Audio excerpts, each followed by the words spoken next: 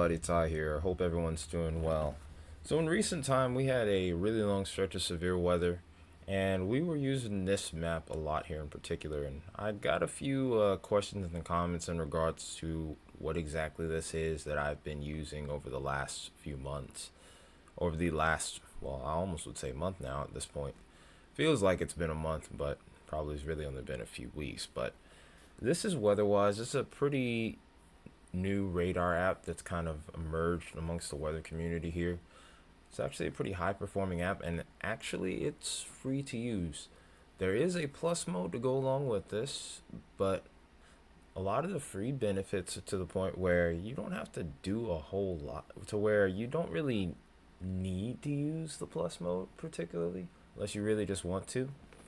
Me personally, I use the plus mode mainly due to the fact that, of course, I present a lot of this stuff to you guys. So let's go ahead and kind of get into the particulars when it comes to this app here. So this is almost like your run-of-the-mill radar app at first. You have your features down here in the bottom left corner. You have your radar stations that you can use. These are all NextRad sites here, these little blue dots here, and then areas in the yellow, these are more local radar stations that we have available to us as well. So a solid coverage network nonetheless, nothing too far out of the ordinary. One thing that I have noticed with this, and I haven't seen this with a free to use app yet, is the ability to look at all of these different modes here free of charge. So we have, of course, the run-of-the-mill reflectivity map. This is what you see your local news stations using in particular on a regular day. For severe weather, you'll sometimes see particular news stations use the velocity map here. That's on here as well. In the more seasoned areas where we're looking for tornadoes, we'll see a lot of weather, local news stations, and of course the Weather Channel, a lot more the more intricate sources using stuff like the correlation coefficient. This is how you find debris signatures within a tornado here. This is the source that you would use to do it. And of course, we also have our winter weather modes. We have our differential reflectivity. But yeah, we pretty much have the whole shebang here at no charge, which is pretty nice. We also have the storm tracks on here, which is pretty cool as well. We have our lightning tracker on here. So pretty much standard. Now, some plus features here. We do have the 3D radar available to us as well, so I could actually go right here and kind of get a look at the storm here. This mode I still think they're working on, but considering the fact that these storms aren't really severe, there's not a whole lot to really look at from these. These are pretty, these for the most part look like they're pretty high cloud tops at this point. So I'll turn that off now and kind of go back to where we were before.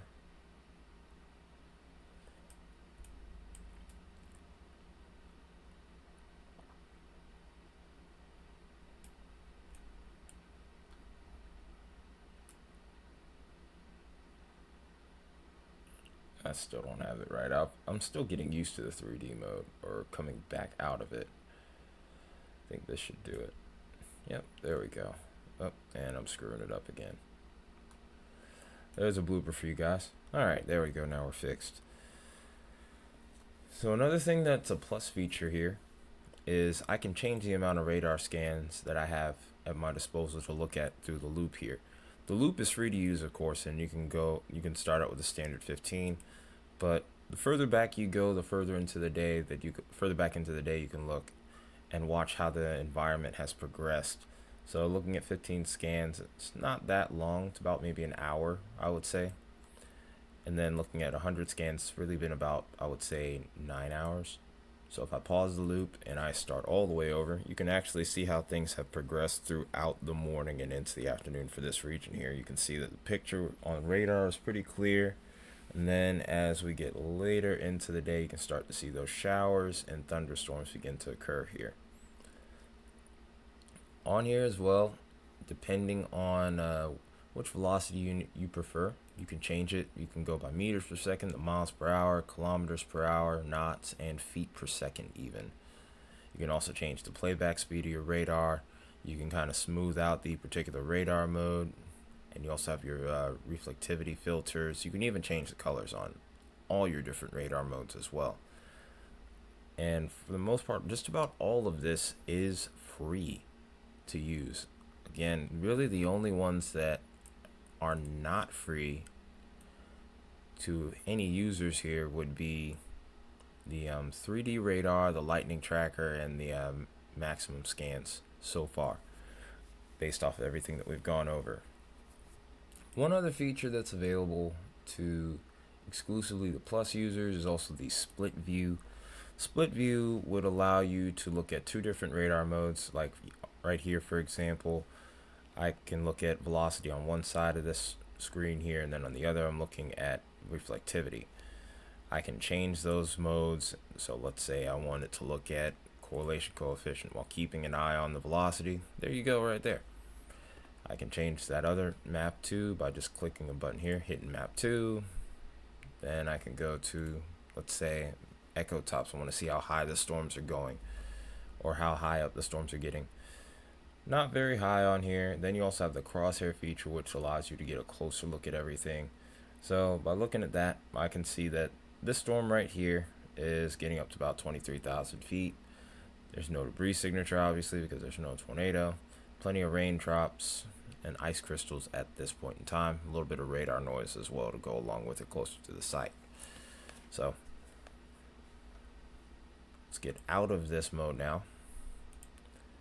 But yeah, you can see that the crosshair is still remains here, and then I can just kind of change radar modes and look at the different modes here. I can look at the decibel return here for reflectivity. At its highest, I've seen, I think, 52 so far. Maybe a 54 might be in there somewhere. But yeah, being higher up in elevation kind of makes this a little bit more difficult. But the highest I've seen, there we go, 54.2. So I did see it right. It's just hard to kind of find the sweet spot, so to speak. But yeah, you have the nice little crosshair feature here to go with it. And then, of course, we can change the modes that are appearing on the map right now. We can look at the satellite modes here. And there's several modes on here right now. We have the clean infrared, the geo color, so we can look at our clouds, cloud tops. We even have the ability to look at dust on here as well, which is pretty cool. And even fire temperature, so it's basically like an infrared satellite. So if we're looking at wildfires, we can actually get a look at what's going on here. Brighter the colors, of course, the hotter it is over here. And then of course we have our infrared visible satellite here as well. So like I said, there's a lot of features on here, and again, 90% of these are pretty much free to use, so kind of hard to beat that. Then also we can take a look at our outlooks here. We can do climate outlooks, so we can get a look at the 6 to 10 day outlook, 8 to 14, 3 to 4 weeks out, and even the monthly and seasonal outlooks as well. So pretty cool stuff right here. So if you're trying to get ahead of the game, you can get a look at those outlooks there. You can also look at winter weather probabilities, winter weather impacts, which is pretty cool as well. If we look towards winter weather right now, this season's just about over towards the US. It's really going to be over towards Canada, where it starts to, or it continues to kind of hang around for a little bit before it too starts to slow down. But yeah, you can see that snowfall totals greater than 4 inches are kind of few and far in between at this point. You also have the ability to look at winter storm severity indexes here, overall impacts, and then particular parameters as well. Again, like I said before, not really a whole lot to talk about there in regards to winter weather. We also have dry thunderstorms. Not much to talk about there. There might be something over towards Nebraska today where we could get those pyrocumulus clouds, where we get those dry thunderstorms, and those lightning strikes can often, unfortunately, cause fires. But yeah, we have a multitude of outlook modes that we can look at on here as well, which is pretty cool. And then the last thing that we can go over here, we'll switch back to the regular radar mode. You can see these little areas that are kind of shaded in, or these little polygons that pop up here. These are our watches, warnings, advisories, and we can even get meso discussions on here, as well as special weather statements. Obviously, with not much in the way of severe weather or winter weather, picture's kind of quiet, but If I wanted all of these to go away, you hit this little eyeball icon here, and then you can just see the slash go through it. All that's gone. Do that, comes back, and then you can also edit these. You can change the color simply by going to whichever warning setting you like, whichever category you like, and then by hitting this arrow. For tornado warnings, I don't have mine in red. I changed mine to pink so that way I can actually see what's going on when I'm looking at the velocity map, because looking at red against red, not the easiest thing. I can also change the border thickness and the opacity as well. I can always reset it to the traditional settings if I wanted to as well. And I can do this for just about any warning. So pretty nice feature there. There's a lot of warnings you can look at as well. Of course, we have the general stuff: tornado, severe thunderstorm warning, flash flood, special marine warning, special weather statement. Also have the winter modes on here. Have the hydro modes, or the flooding alerts essentially. And then of course we also have the new feature, which was just recently added on, with extreme wind, dust warnings, gale warnings, dense fog advisories, and so much more. And they're still adding to this stuff. In fact, today they just put in an update about 2 hours ago. So a new app that's relatively that's updating relatively often. Hard to beat that. Also, to make this clear, I'm not sponsored by these guys. Only reason I'm even doing this video is because a lot of you guys have been asking me in chat, just what is this? And I'd say this is a pretty good radar app so far. My thoughts on it are pretty positive. There are a few things, me personally, that I would like to see.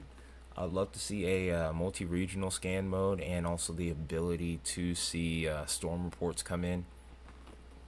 I hope that these guys can make that happen. I'm pretty sure they will. I have a lot of faith in them, and they've gained a pretty good following over the years. They have they've gotten some storm chasers on the network as well.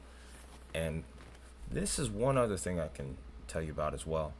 A lot of the other bigger radar apps have this as well, but we can also see what the spotter network is doing also. So we can actually go ahead and look and see these little red dots here. These are all the storm spotters that have their beacons on right now. And with that, we can kind of keep track of what they're doing. It's especially useful in the middle of a severe weather or winter weather event. So this is usually going to be a good indicator of where some of the most significant conditions are occurring, and it even could be something that's helpful whenever severe weather enters your own area. Wherever these guys are, usually they'll either have a report for your area